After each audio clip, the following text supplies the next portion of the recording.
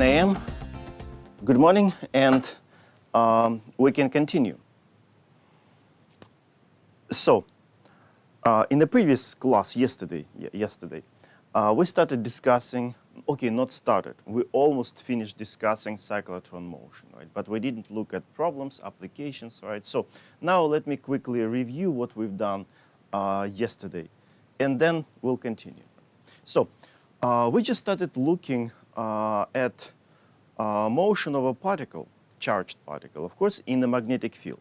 And we sent a particle along magnetic field lines and discussed sending a particle along magnetic field lines and perpendicular. If you send a particle, of course, charged particle, right, electron, proton, whatever, along magnetic field lines, in that case, we found that magnetic force is 0.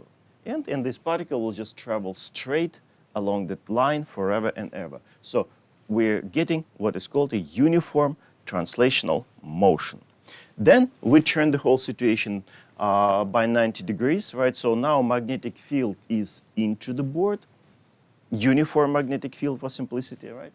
And then we send the particle perpendicular to the magnetic field lines. In this case, force is not 0.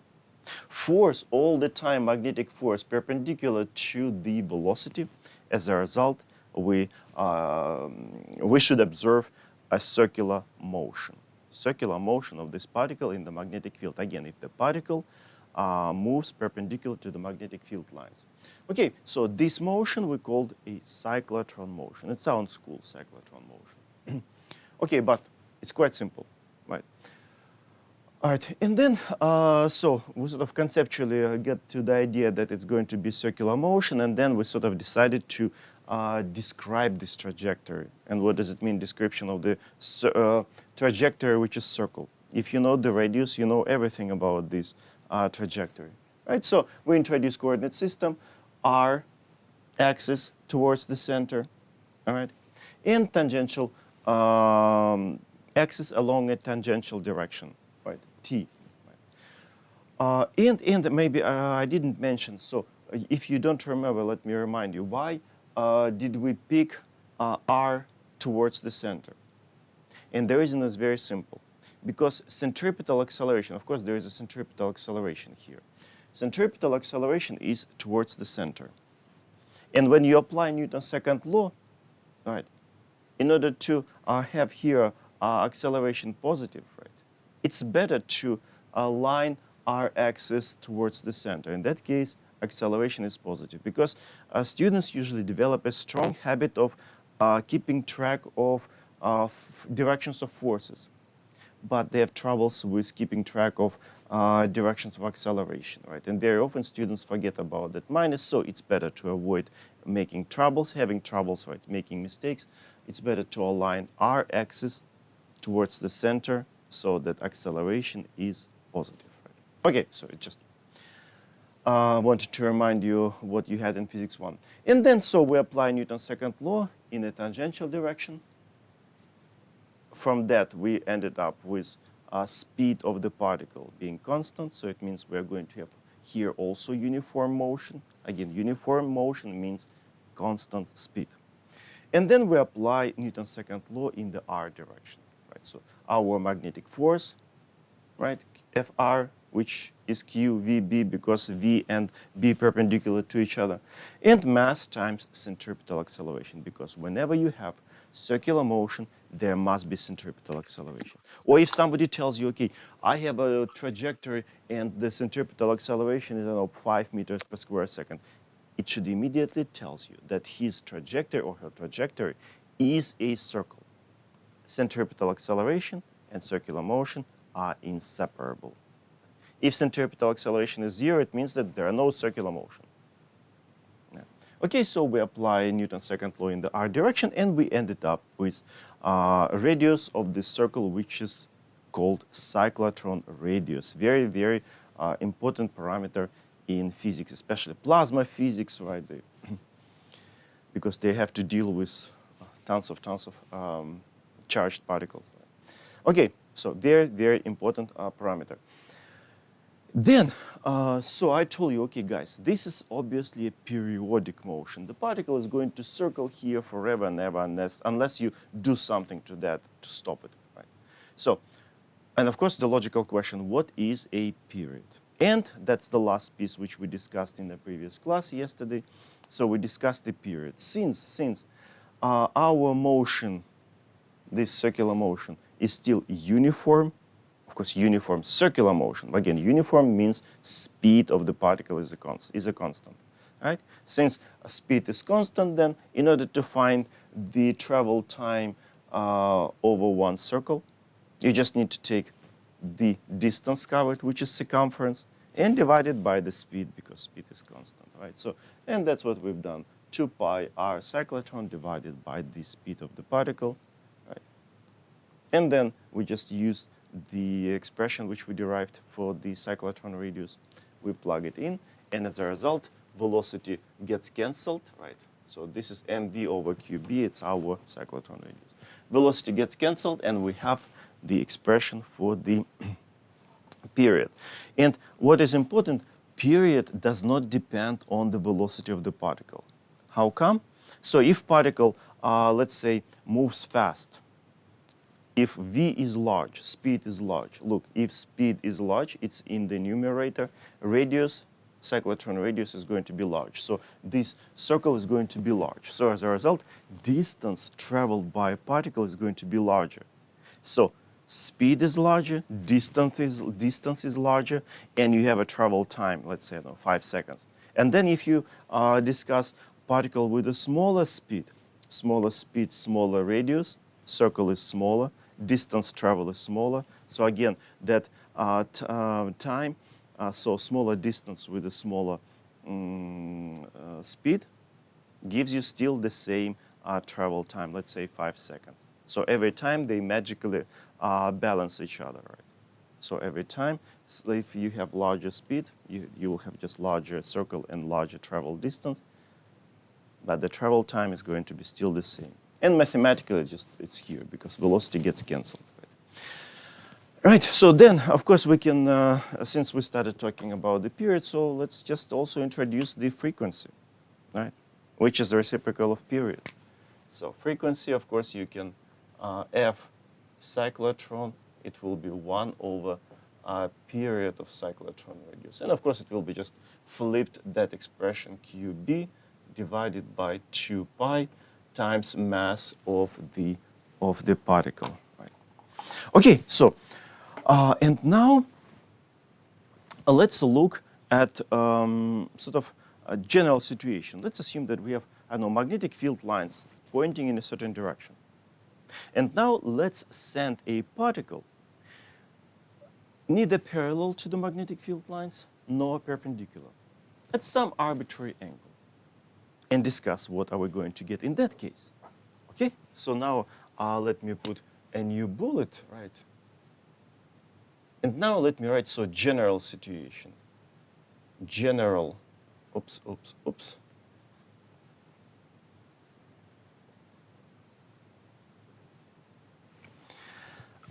Probably I will draw it here. So let's assume that I'm just trying to estimate the amount of space I might need. Okay, let me draw. Yeah, here it's better. So let's assume that we have these magnetic field lines.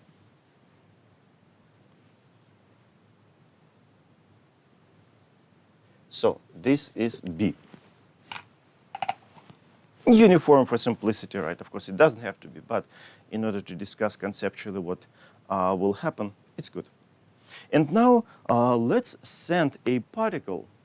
Probably I will send it, which direction? Probably something like this.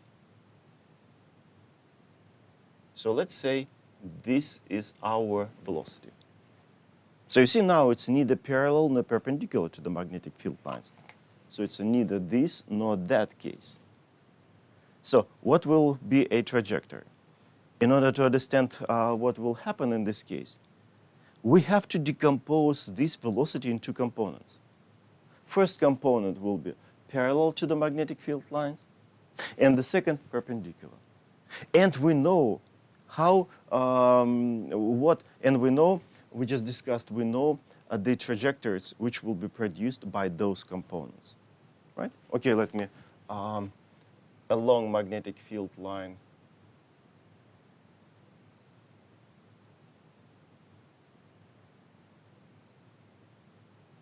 So this will be, which way I label it? V parallel, right? You see, parallel component, component of the velocity along magnetic field lines, and perpendicular. I'll probably draw it here. So V perpendicular component, right? Yeah, so we can write, so V equals V perpendicular plus V parallel. I can decompose any vector along any direction. So here, my chosen direction is the direction of the magnetic field lines, right? And then, of course, what? Parallel component is going to give us, it's this situation, uniform translational motion. So this component, this velocity is going to be exactly the same, stays the same, right? So a particle will travel along the magnetic field lines with this parallel component of the with this velocity. And perpendicular component is going to give us a cyclotron motion. So it is going to, because of this component, a particle is going to circle around these magnetic field lines. And now, so if we superimpose these two motions, translational motion because of this component of the velocity, plus circular motion around magnetic field lines, what are we going to get? We're going to get something like this. So circular motion plus translational motion along the magnetic field lines, we're going to get helical motion. Helical motion, right? So if you superimpose this motion, uniform translational, with uniform circular motion, you're going to get helical motion, helical motion. Okay, so now let me draw this helical motion to the best of my abilities. All right, so it will be something like this. All right.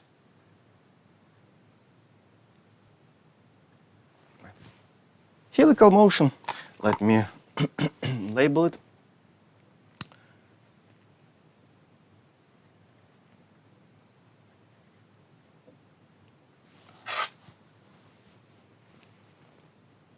So, all right, and of course here to describe this helical motion, you need to use two parameters.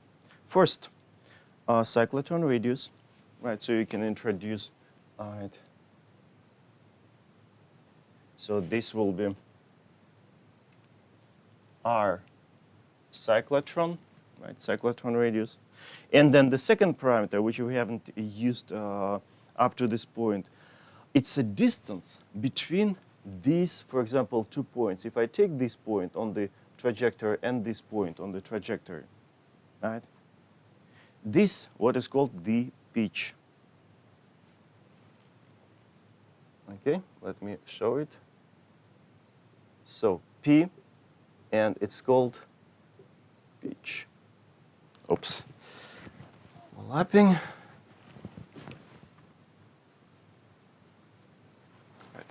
Okay, the distance between these 2 points. Okay, so that's what I was planning to discuss about the cyclotron motion, right? And now let's start looking at example. All right, and example, I will probably, now I have that picture, I will probably move to this side. Okay. Yeah. Damn it.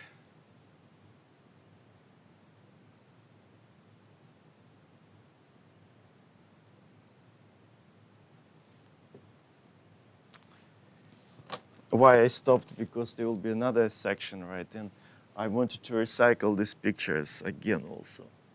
That's why I stopped. Maybe I'm thinking just using that whiteboard only, this part.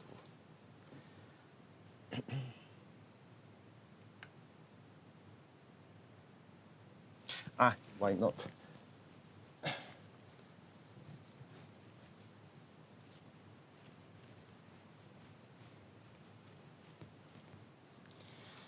So the problem is, what's the number? Where is it? 65. So it's 2965. Right. So what do we have in this problem? We have uniform magnetic field. Magnetic field lines, let's assume up, straight up. Right? Okay, let me draw them.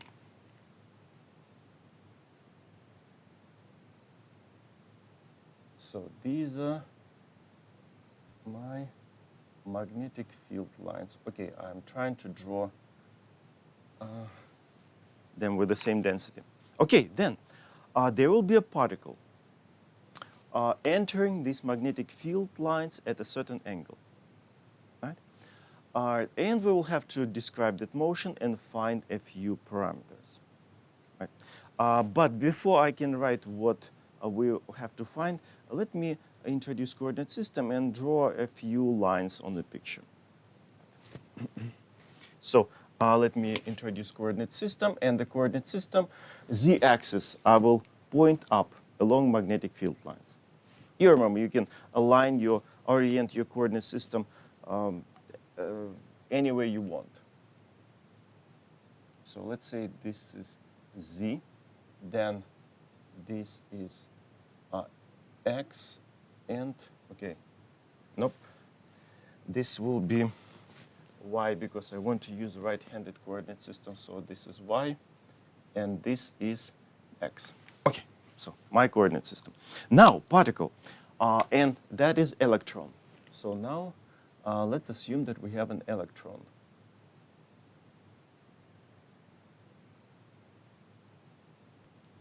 Electron, E minus, enters this magnetic field at angle theta relative to the xy plane. So probably I will draw something like this. So this is velocity of that electron, and this angle theta is 30 degrees. Right. So electron enters the field, our magnetic field, at theta equals 30 degrees.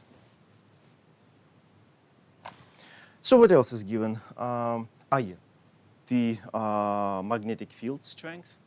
So actually I didn't label that this is B. All right. So the value of B, let me check, 30 millitesla. Then velocity. Probably I wouldn't be able to write velocity over there. So what's the value of velocity? V equals 5 times 10 to the power of 6, right? Yeah, 6 meters per second. So that's what is given. What needs to be found? Let's wait for a few minutes, right? So first let's discuss trajectory, and then I will be able to write what needs to be found.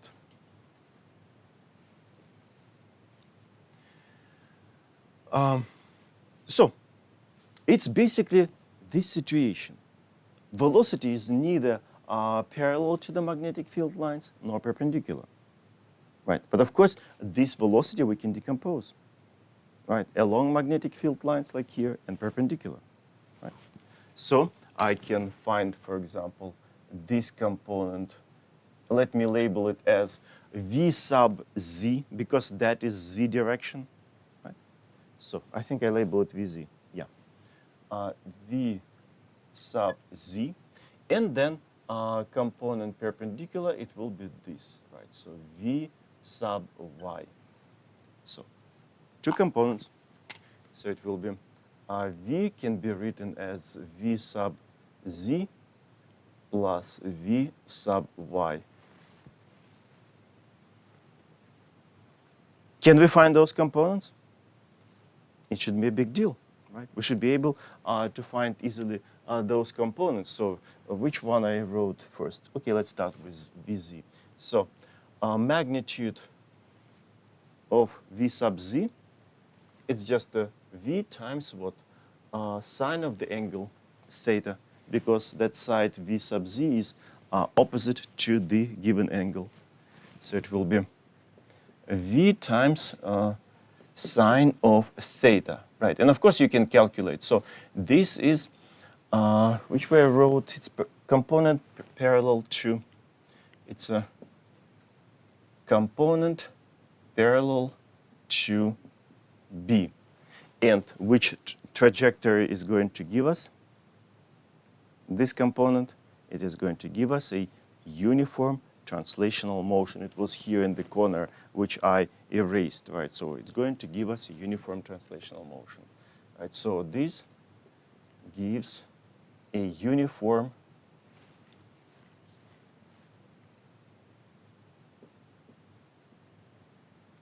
translational motion, of course, along magnetic field lines, along B. Right? And then second component, V sub y, of course, it will be V times cosine theta, right? Because it's adjacent to the given angle. So it's a component perpendicular to B, right? And this gives us circular motion, which we call the cyclotron motion, in this fancy term, but it does sound fancy, right? So it gives us a cyclotron motion. Let me move to another line. Gives us a cyclotron motion.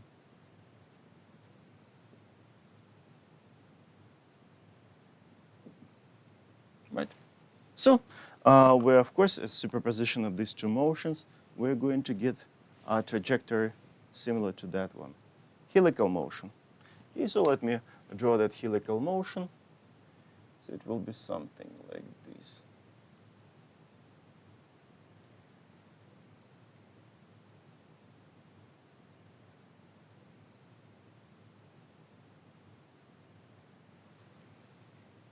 Right? And now we can write what needs to be found. First, we need to find cyclotron radius. Okay, so now what needs to be found? R cyclotron, because of this component perpendicular, we're going to have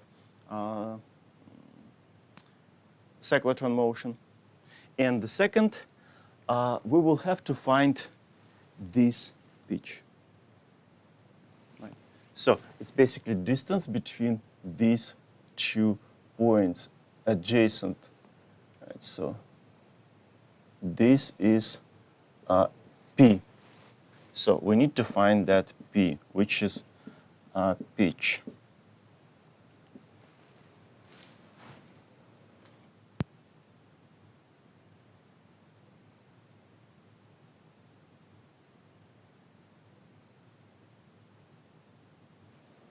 Okay, so now the whole problem is here. And now we just need to find these 2 parameters.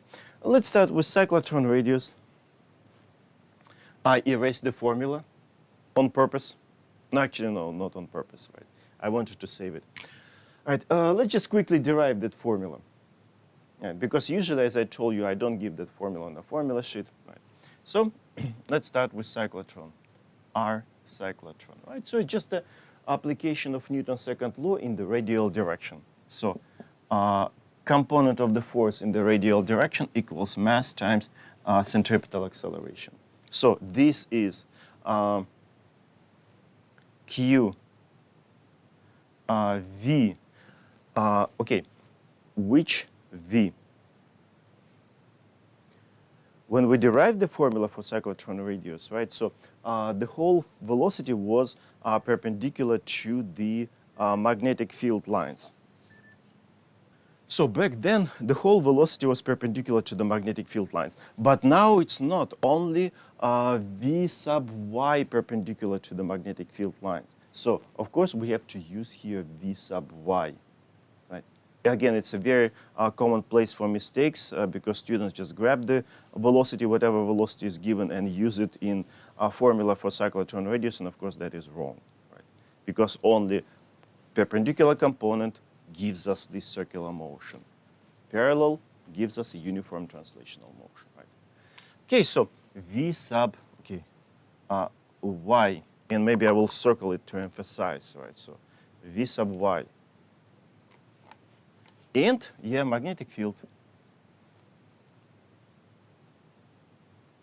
Because the angle between them is 90 degrees, right? So QVB and sine of angle between them, and sine of 90 degrees. Okay, let me write it down. Sine of 90 degrees, right? And it equals to mass times centripetal acceleration. And again, velocity in the centripetal acceleration must be that perpendicular component. mv squared y over r cyclotron. Okay, again, one v gets canceled, and we're getting the formula. You see, just basically one line. So from here, r cyclotron equals to mvy divided by this qb mvy q times b. Again, the major problem over here, right, so where students make mistakes, use the right velocities. In one part, you have to use v sub y, in the second part, v sub z, but here, v sub y. Okay, so that's the formula which I just erased, right? But now we can easily derive it. We easily derived it. And so now we plug numbers.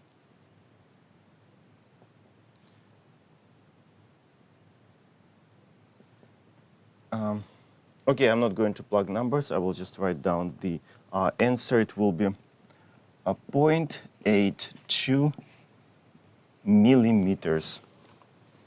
So less than a millimeter.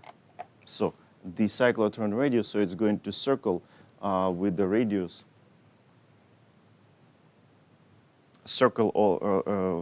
along a circle with the radius of less than a millimeter, 0.8 millimeters.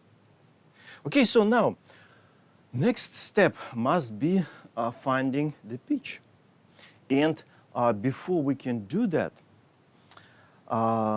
let's find another important parameter of the cyclotron motion, period. Let's find the period. Right? Again, you remember what is the period. It's just the travel time for a particle to complete one circle. Right? So that is done. So now let's find period t. And we discuss it. You remember, it's just the total distance traveled, which is circumference over one for one period, divided by the speed, right? So it will be 2 pi r cyclotron divided, and again, which velocity, which speed do we have to use? Perpendicular component, v sub y. V sub y. Right. Okay. So r we found. Y component you can easily calculate. It's a v cosine theta, right? And 2 pi r cyclotron, some mess, divided by v times cosine theta. So if you plug numbers, because everything is given, speed is given, angle is given, you will end up with 1.19 times 10 to the power minus 9 seconds. So nanoseconds, slightly more than 1 nanosecond, 10 to the power of minus 9 nano. Okay, and now the pitch. Right. And you know what, several years ago, I didn't discuss this problem in the class. I would assign it as a homework. And with the pitch, that's where most of the troubles students had.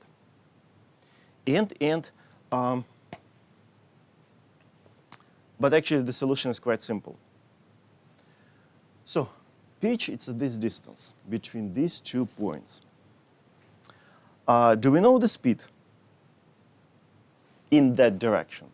It's a v sub z, which gives us displacement of the particle in a z direction, this uniform translational motion. So v sub z is responsible. So we know the speed of the particle in that direction. Then, do we know the travel time between this point and that point? Do we know that travel time? Of course, we've just found it. It's a period. Because, okay, this is two motions like this translational, uniform translational motion and this cyclotron motion, they're coupled through time. So as a particle completes one circle in this cyclotron motion in this direction, and over exactly the same period of time, particle gets displaced by one pitch. We have helical motion, right? So we have one circle in this perpendicular direction, and the period is t, but also the same over the same period of time. Particle gets displaced from this point to the next point, covering that distance p, right, that pitch, in a z direction. So this period, which we just found, it's also a travel time for a particle to move from this point to that point, right? Because we have periodic motion, right? So, and this part, realizing that period, this travel time, is also actually the travel time from this point to that point in the z direction. That's where students struggle. And that's why I decided, okay, I have to discuss this problem in the recitation classes, because this part, tons of students couldn't realize. Okay, so now we can write, so P equals, again, V sub Z.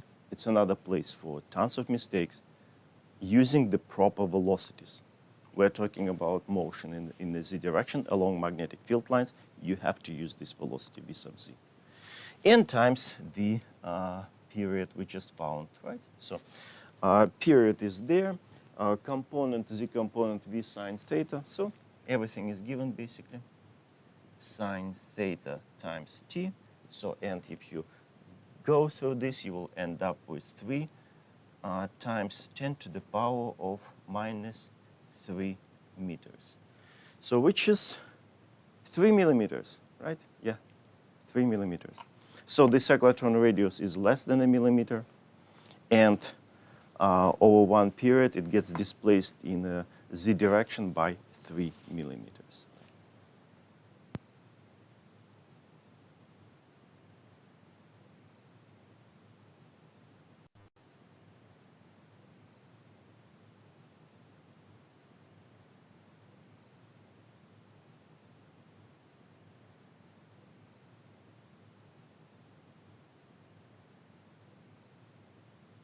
I think your mic's muted.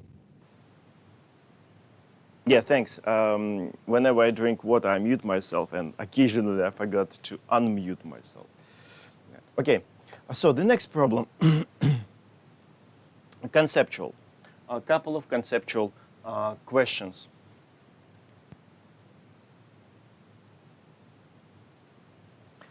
Okay, I'll probably erase this.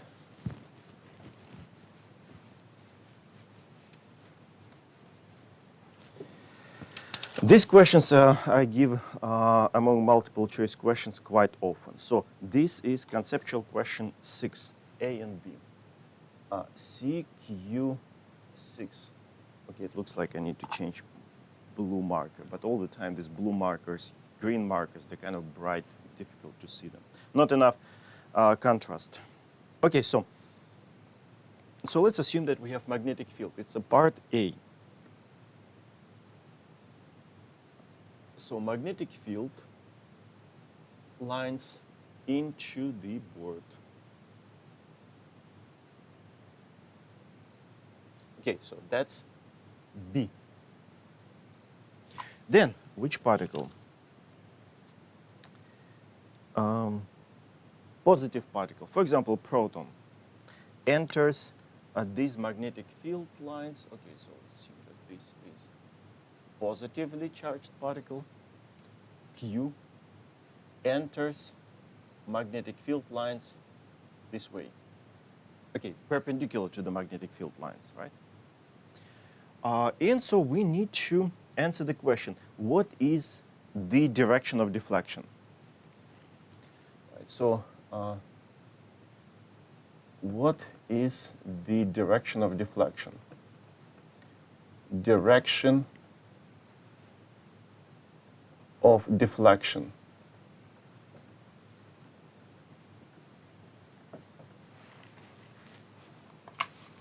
So in order to answer this question, we just need to what?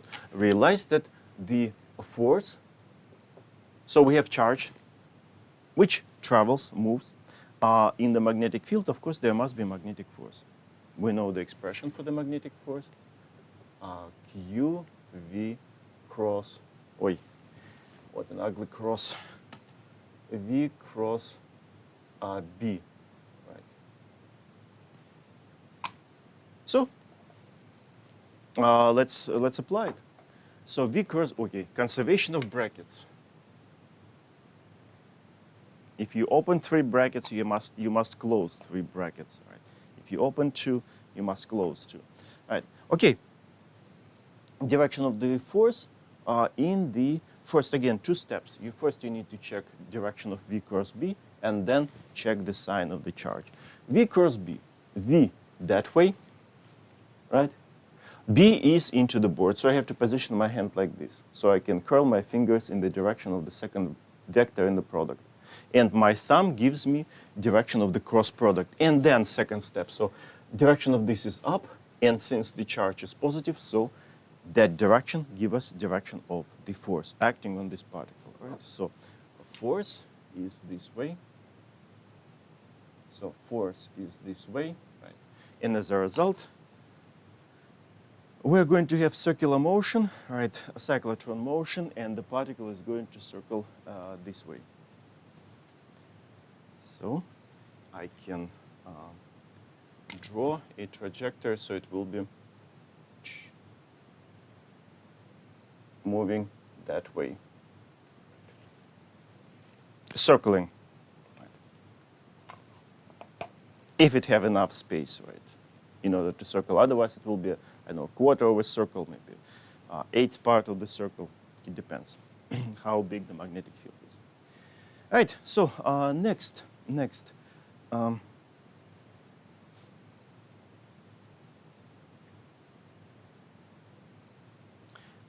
part B. Right, B. So now let's say magnetic field is given by dots. Right.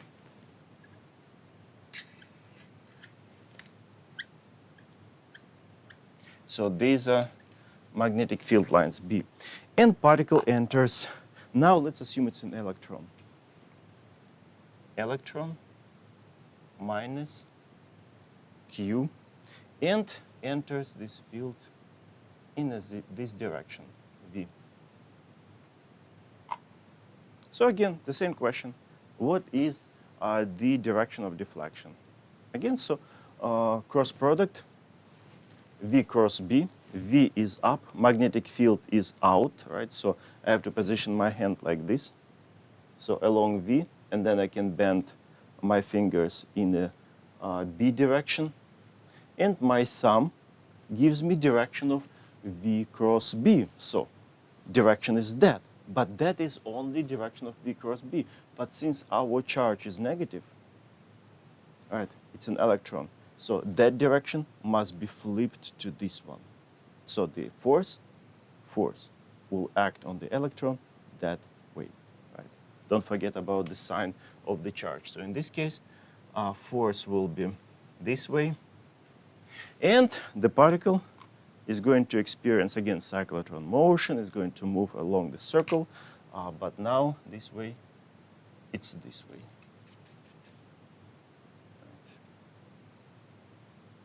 Again, cyclotron motion still, I can remind on this. So it's a cyclotron motion, both of these trajectories. Okay, so that's what I was planning. And now I want to switch to and discuss some applications using my slides, which I usually use in the lecture. Okay, let me quickly switch. Okay, filters. Screen.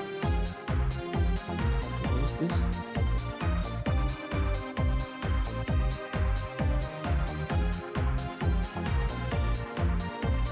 Yep, it works.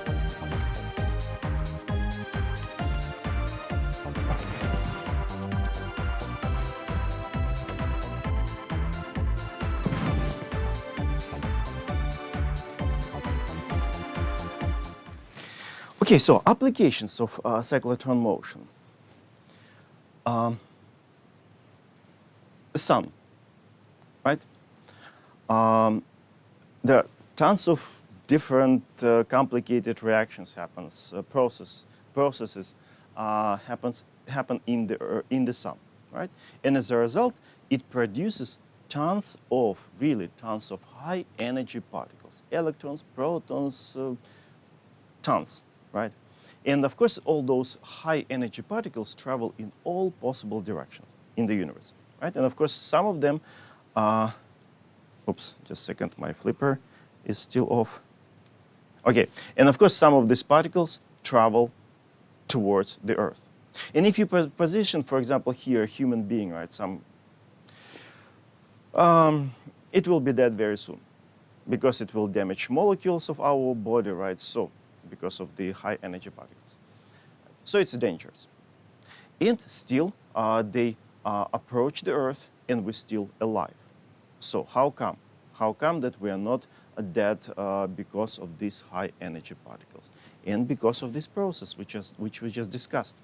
All right. So what happens?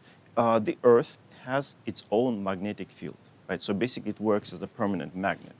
Right? So now, when electrons, for example, let's say electron, right, approaches the Earth, and of course they will start experiencing this magnetic field produced by the Earth. And of course they enter magnetic field lines at a certain angle. And at a certain angle, of course, they're going to experience this, I erased it. They start experiencing that helical motion, right?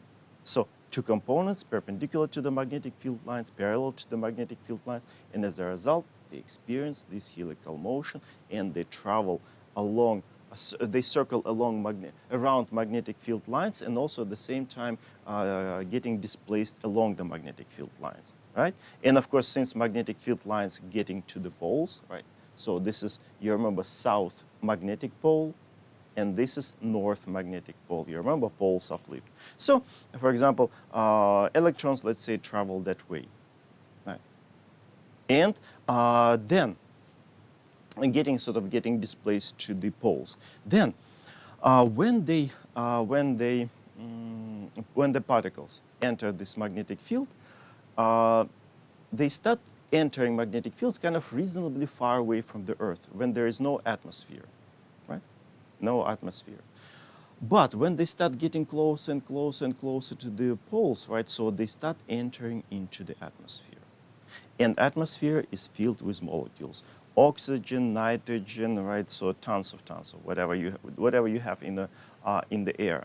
And of course, now these high energy particles start colliding with those molecules. Now it's a pure quantum mechanic effect, right? So after collision, those molecules gets excited, they go to a high level, energy level, and then during the de-excitation, they go back to their normal state, energy state, and after that, they release photons, basically particles of light. So, for example, oxygen, let's say produce green light. So nitrogen produce blue. Some other molecules produce some other light, right? As a result, people near the poles, they can see this light, and that's what we call northern lights, aurora, right? So that's the origin of northern lights. It's just these high energy particles gets deflected by the magnetic field lines of the Earth. They travel to there, starts colliding with the molecules of air, producing this beautiful phenomenon, right? So as a result, we see something like this, right? Like this. I like this picture especially. And of course, then, so you see particles cannot get to the Earth. They get deflected, right, to the south magnetic pole or north magnetic pole. And then, of course, logical question. Students ask, so does it mean that it's dangerous to be at the poles? No. And the reason is completely, explanation is not related to this. In some higher level EMAG classes, electricity and magnetism, you will learn another effect. So when these particles circle around the magnetic field lines, traveling towards the, for example, this south magnetic pole, because magnetic field is getting stronger, is stronger and stronger and stronger, right, when you move to the poles. As a result, particles move faster and faster and faster over smaller and smaller radius. As a result, at a certain moment, those particles, they stop for a moment and they start winding in the opposite direction. It's a completely different process, right? It's called the mirror effect, right? Again, in a high level EMAG course, you will learn that. So basically, particles first travel in one direction, circling around magnetic field lines, and then at a certain moment they will stop because they circle too fast, right? They stop and then start moving, start circling, experiencing helical motion in the opposite direction. Basically, as a result, they travel, for example, between this point near the south magnetic pole and this point near the north magnetic pole, right? So moving, of course, colliding with molecules of air, losing energy, and as a result, very soon they will become harmless. They will have a small amount of energy, and they are not dangerous. So you see, they are not capable of getting to the north and south pole because of this additional mirror effect, which, of course, we're not going to discuss in this course. Okay, so it's not dangerous to be at the north and south pole. And of course, as a result, these high energy particles traveling between the poles, right, they create what is called Van Allen radiation belt, right, which can be a problem, which is a problem if you travel outside of the Earth. For example, if you want to travel to the moon, you will have to go through this Van Allen radiation belt, which consists of high energy particles, right? And of course, in order to protect people in a space vehicle, of course, you need to build thick walls or somehow protect them from being exposed to these high energy particles produced by the sun. Okay, so it's one application. Right, so the next one, the cyclotron. When I was an undergrad student, behind our department in underground, there was a accelerator like this. It's the first accelerator of particles, right? Protons. So what is, how does it work? And it's called the cyclotron. So you see this grayish area. It's a permanent magnet, right? So you see, magnet. And it produces these magnetic field lines. You see these blue lines, B. So magnetic field lines. Then on top of that, there is a sort of like a tube unwinding, sort of having this this structure, right? And so then also this tube kind of cut in the middle, right? So there's a gap, and power supply, AC power supply is applied. Right, so this side can be, for example, positively charged, this can be negatively charged. And then next cycle you can flip. This can be negatively charged, and this side will be positively charged. Right, so you can alternate polarity, plus, minus, minus, plus, plus, minus. Right. So, okay, then at the center there is a source of protons, right, which, of course, produces a proton. And, of course, that proton will have small velocity, small kinetic energy. But for lots of applications, people want to have protons with large velocity, so you can bombard something, so you can explore something, right? Measure something. Okay, let me finish this cyclotron. Right, so what happens? So when that proton is produced, right, so because it is exposed to the magnetic field, of course, it will start experiencing the cyclotron motion. moves around the circle. So you have to calculate properly, right? So this proton will travel along this small circle, right? Reaching this gap. Once it enters the gap, so now you need to predict its appearance, right? And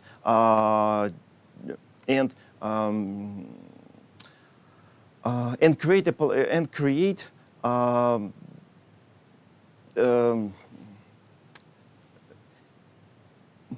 okay, so when it enters into this gap, so you need to create the potential difference, right, between this side, so that in front of itself, the proton will see what?